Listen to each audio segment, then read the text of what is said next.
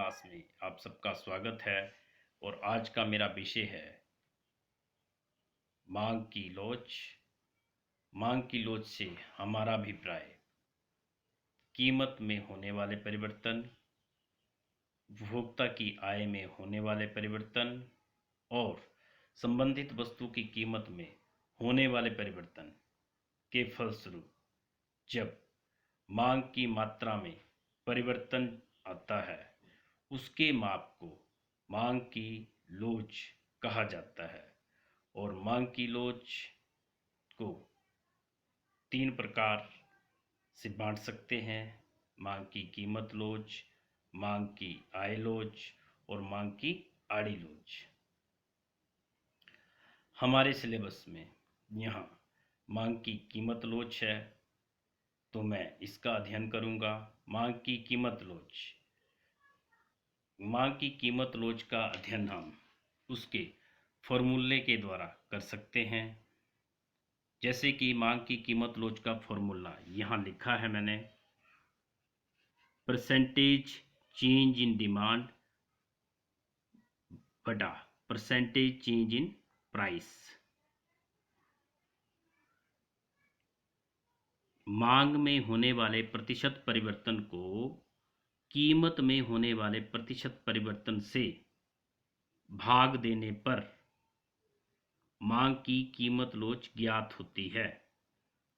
क्योंकि मांग का ढलान ऋणात्मक होता है, इसलिए इस फॉर्मूले में हमेशा माइनस का चिन्ह लगता है। साइन जो लगेगा वो माइनस का लगेगा। इसके बाद हम मांग की श्रेणियों का वर्णन करेंगे एक एक करके।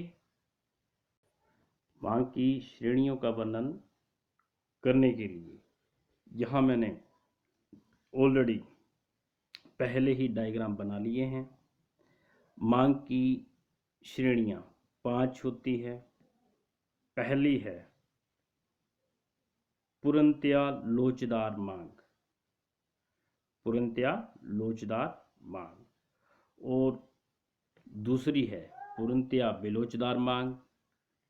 और तीसरी इकाई के बराबर लोचदार मांग। और चौथी इकाई से अधिक लोचदार मांग। और पांचवी इकाई से कम लोचदार मांग। इनका अध्ययन हम डायग्राम के द्वारा करते हैं। तो डायग्राम में जैसे यहाँ दिख रहा है आपको, पहले डायग्राम की बात करता हूँ मैं। ये जो चित्र दिख रहा है, ओ अक्ष में मैंने क्वांटिटी ली है, ओ वाई में प्राइस लिया है। जितने भी डायग्राम हैं सब में यही मेथड यूज होता है। ओ एक्स में हमने ऑलवेज क्वांटिटी ली होती है और यहाँ हमेशा प्राइस लिया होता है।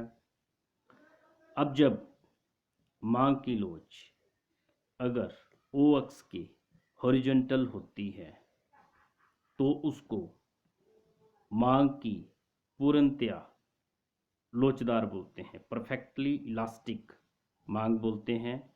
यहाँ लिखा है E D is equal to infinity, अपरिभाषित।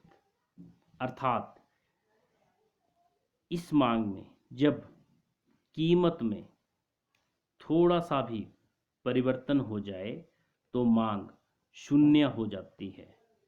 क्या हो जाती है? मांग शून्य। इसी तरह से जो नेक्स्ट मांग है वो है परफेक्टली इन इलास्टिक मांग। इन इलास्टिक मतलब बेलोचदार। इस मांग में E D is equal to 0 से हम डिनोट करते हैं। यहाँ ये बताता है कि कीमत में जितना मर्जी परिवर्तन हो जाए, मांग में कोई परिवर्तन नहीं होता है। ये ज़्यादातर नेसेसिटी गुड्स जितनी भी हैं उस केस में या सभी की मांग क्या होती है? इनइलास्टिक, जो जरूरी वस्तुएं हैं। और ये ओ वाई अक्ष के हॉरिजॉन्टल होता है, ये जो वक्र है वर्टिकल होता है ये टोटली, जैसे डी मैंने यहाँ दिखाया है। तीसरा, इकाई के बराबर, इकाई के बराबर लोचदार मांग। इकाई के बराबर लोचदार मांग उस मांग को कहते हैं जब जितने प्रतिशत कीमत में परिवर्तन हो उतना ही प्रतिशत परिवर्तन अगर मांग में हो जाता है तो इसको हम इकाई के बराबर लोचदार मांग कहते हैं। ED is equal to 1। और यहाँ मैंने जिसे कीमत के द्वारा भी दिखाया है कि P1 कमी की है प्राइस में, और Q1 ये दोनों कीमत में कमी और मांग में कमी जब एक दूसरे के बराबर होते हैं तो उसे इकाई के बराबर लोचदार मांग कहते हैं। इसके बाद नेक्स्ट जो मांग है वो है इकाई से अधिक। इकाई से अधिक लोचदार मांग में क्या होता है कि ओ एक्स में क्वांटिटी है, वैसे ही यहाँ वैसे ही प्राइस लिया है ओ वाई में, कीमत में थोड़ा सा परिवर्तन होने पर यदि मांग में उससे अधिक परिवर्तन हो जाए तो उसको इकाई से अधिक लोचदार मांग कहते हैं।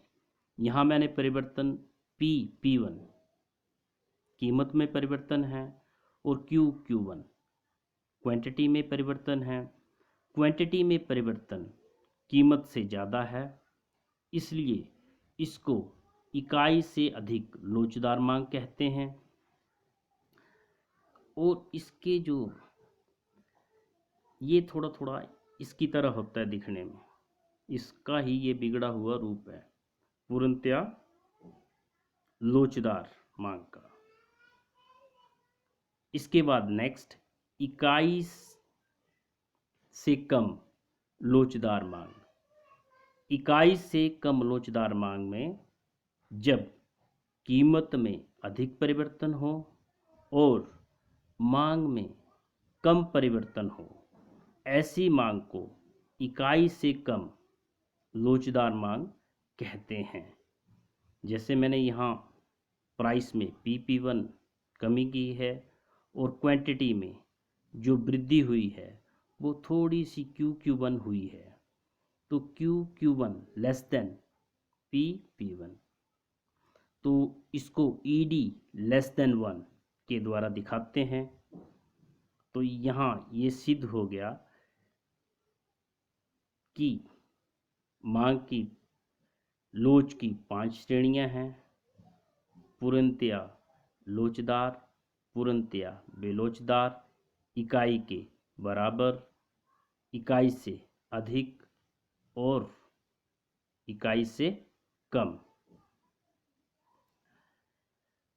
तो इसके बाद अगला जो मेरा विषय है, measurement of price elasticity of demand. जब हम इसकी मेजरमेंट करते हैं तो मेनली ये वैसे 3 टाइप की हो सकती है: unitary elastic demand, greater than unitary elastic demand और less than unitary elastic demand. या तो इकाई के बराबर हो सकती है या इकाई से अधिक या तो इकाई से कम, जैसे कि मैंने यहाँ लिखा है।